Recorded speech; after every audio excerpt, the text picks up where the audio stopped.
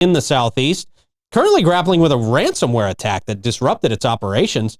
The organization has shifted to manual systems. Manual system, like they're just pulling levers back there for stuff. Yeah. Manual systems, and is investigating whether donors' personal information has been compromised. That's the scariest part of this whole thing. This is why I don't give my personal information to a whole lot of places. Right. A lot of my name in many people's systems is Patrick Murphy. Because it sounds close enough to my name to where I can remember it. Yeah. Patrick, that's smart. I didn't know that. But nobody's stealing my stuff. Wow. Yeah. Susan Forbes, Senior Vice President of Corporate Communications, emphasized the seriousness with which OneBlood treats network security and noted that the team responded swiftly to assess the situation and initiate an investigation to determine the full extent of the laws that were broken.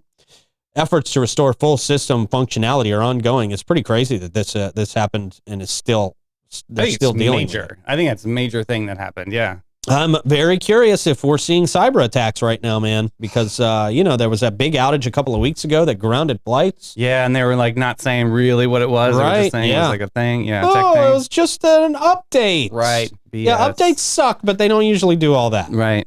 Yeah, very interesting. OneBlood collaborating with cybersecurity specialists and federal, state, and local officials to ascertain the scope of the attack. The organization has stated that if any personal information has been compromised, it will offer credit monitoring services to affected individuals. Whoopie-doo. Everything has credit monitoring services nowadays. You have one credit card that's going to monitor your whole credit the whole time. And they need to give you the service for life. This happened to me one time. We had information that was compromised at an organization I worked at in D.C. This is horrible. They gave us LifeLock for a year.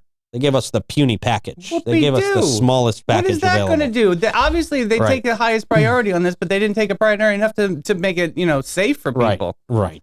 And this is health, because now people can have a bias against you if you have some sort of disease. This is on a file somewhere. I don't like this. Yeah. Not happy about this. There's a lot of information to be gained from some of your health records, for sure.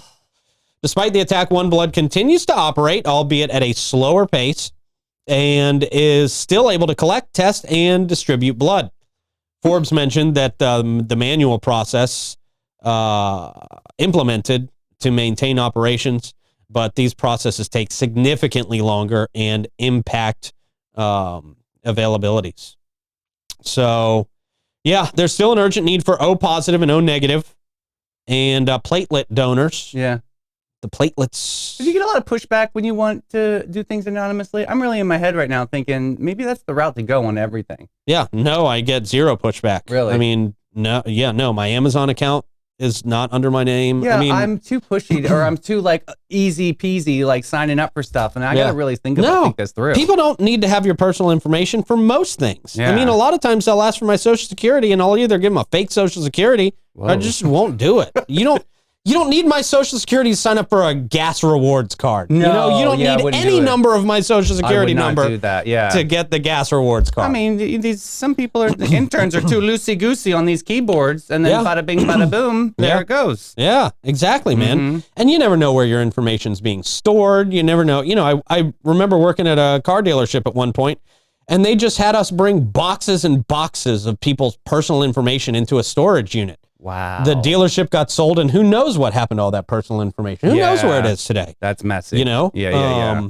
And if we were untrustworthy people, which we were obviously trustworthy, that's why they had us move these boxes. But if we were scummy people, we had access to... You could have sold it. We had access to Social Security numbers and all that stuff, man. Just right there. We could have just picked all that stuff out on the way, and they never would have known. Yeah.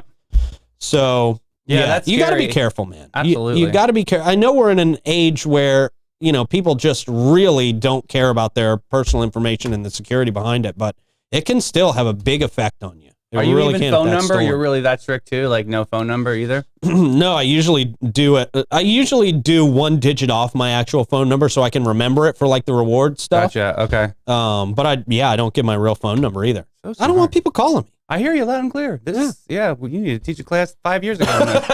Yeah, right. All right. I'll jump in the DeLorean and start a class 5 years ago. Hey, that'd be great. All right. Hey, we all need a class on gas. On how to make it cheaper, I think. I know. Jeez, I went by I had just gotten gas for $3.35 yesterday. Okay.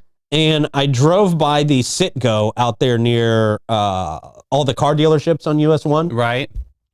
It was $291 yesterday. Cash price though. I don't care what price. There was a long. I don't care. I'll give them cash. $291 for $291. was a good price. Yeah. I think they were having a special. They have specials over there from time to time. Yeah. They had balloons out on their stuff, so it must have been a thing. Must have been